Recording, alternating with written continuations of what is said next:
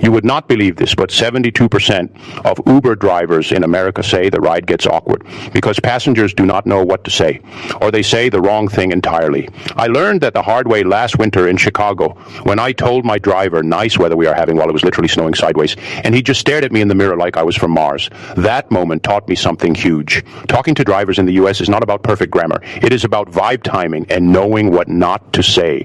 Most people think the only English you need for a rideshare is an address and a thank you. That is wrong.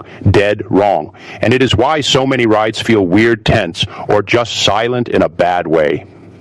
If you are learning English and you want to sound natural, chill, and friendly with American drivers, you need to unlearn what most textbooks teach you. I am going to give you 7 secrets that most people get completely wrong about talking to taxi and Uber drivers in America. These are the little things that make you sound like you belong here, not like you just stepped off a plane with the phrase book. Secret number 1. Stop asking how are you the second you get in the car. I know that sounds insane because every English class on earth drills how are you into your brain. But here in the U.S., that question is loaded. It is not a greeting. It is a real question. And when you ask a driver, how are you right after you slam the door, you put them on the spot. They're driving, they're navigating, they might have had 10 rides already. Now they have to decide if they give you the real answer or the fake fine answer. Most drivers will just say good, and then it gets quiet. Instead, try what works better. Start with, hey, how is it going, or what is up? Those are greetings, not therapy sessions. They are casual. They expect a one-word answer. You can even skip words and just go, hey man, or hey, thanks for picking me up. That sets a friendly tone without pressure. I tried this in New York and my driver immediately laughed and said, finally someone who does not want my life story at 8 in the morning. Secret number 2, do not apologize for your English. This is the biggest mistake I see. You get in and the first thing out of your mouth is, sorry, my English is not good. Stop doing that. You just told the driver to judge your English. Americans are not listening for mistakes. We are listening for meaning. And when you lead with an apology, you make it weird for both of you. Think about it like this. If you went to a basketball court and said, sorry, I am bad before you even shot the ball, everyone would feel awkward. Same thing here. Drivers in the U.S. hear accents all day. They care if you're kind and clear, not if you use the past perfect tense. Replace sorry, my English is bad with something way more powerful. Say I'm still practicing my English, or just say nothing and speak. I once rode with a guy from Boston who told me he prefers passengers who just talk because it makes the ride go faster. He said the apologies make him feel like he has to be an English teacher and he is just trying to pay his car note. Secret number 3, small talk is not about the weather. Another textbook lie. In the U.S., drivers do not want to talk about rain or sunshine unless something wild is happening. If it is a normal day, weather is boring. What do Americans actually talk about? We talk about the thing we are both doing right now. Traffic, the route, the game on the radio, the city. Try lines like this, traffic is rough today, huh? Or you drive this area a lot, those open doors. They are shared experiences. You and the driver are on the same team against the traffic. That is American bonding 101. I used the traffic line in L.A., and my driver went off for 10 minutes about shortcuts GPS does not know. We were like buddies by the time we hit the freeway. Secret number 4, learn the magic words that prevent problems. Americans use filler words and softeners to sound polite without sounding stiff. Most learners skip them and sound like robots, or worse, like they are mad. You need yeah, no, and I think, and probably in your back pocket. Here is why. If a driver says, do you mind if I take the highway? And you say no, that can sound rude in text, but in speech, no means no,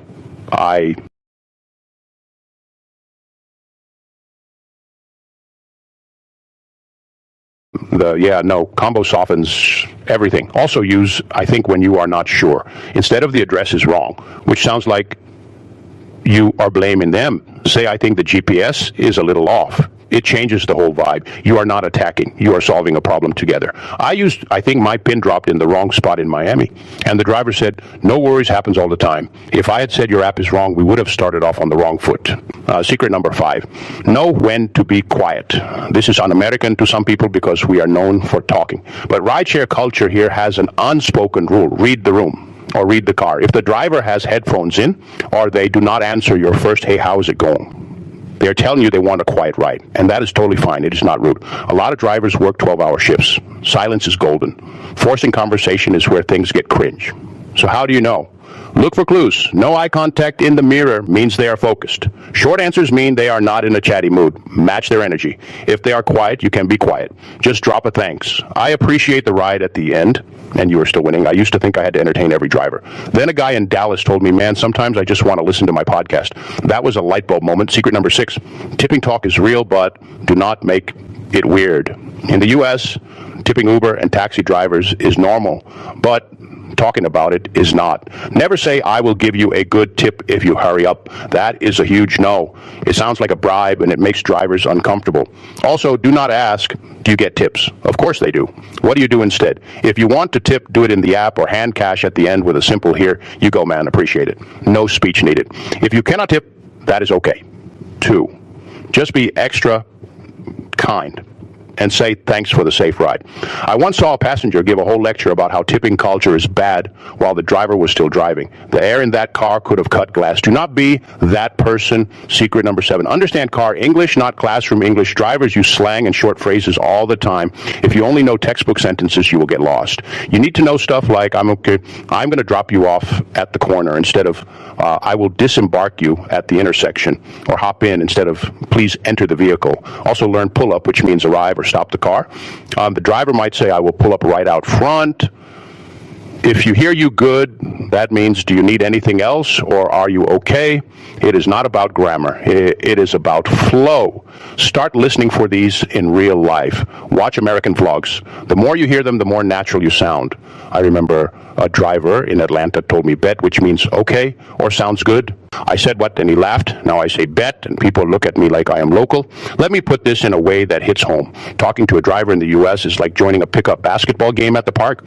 You do not walk on the court and announce your skill level. You do not apologize for missing a shot before you take it. You just pass the ball. You say nice shot. You dap people up. If you do not know the plays, you watch for a second and then jump in. Rideshare English is the same. It is not about perfect form. It is about being in the game. You are both just trying to get from point A to point B without drama. The driver is not your English teacher. He is your teammate for 10 minutes. Treat it like that and everything changes. But I have a personal stake in this because I used to be terrified of Ubers. I would sit in the back, silent sweating, because I thought my English was not good enough. I thought the driver was judging every word. Then I realized most drivers are judging if you are going to eat smelly food or slam the door. Not your grammar. Once I stopped stressing about English and started focusing on being human, my whole travel experience in America changed. I have had drivers give me local food tips, tell me about their kids, even help me with my bags when I did not ask, all because I stopped treating the ride like a test. So here is the bottom line. If you want to sound natural with American Taxi and Uber drivers, forget the formal stuff. Ditch the apologies. Skip the weather report unless there is a tornado. And I think like a local. Read the vibe. Do not make tipping a TED Talk. And learn the real words people use in cars. Do those 7 things, and I promise your rides will go from awkward to awesome. Now, I am curious, what is the weirdest or funniest thing that ever happened to you in a taxi or Uber because of language or culture? Did you ever say something that totally flopped or made the driver laugh? Drop it in the comments, because I bet someone out there has a wilder story than my Chicago snow moment. This is Bright English, and if you want more real-life American English that actually works on the street, not just in class, hit that subscribe button. We are not here to sound perfect. We are here to sound like ourselves, but in English. I will catch you in the next one, and hey, drive safe out there.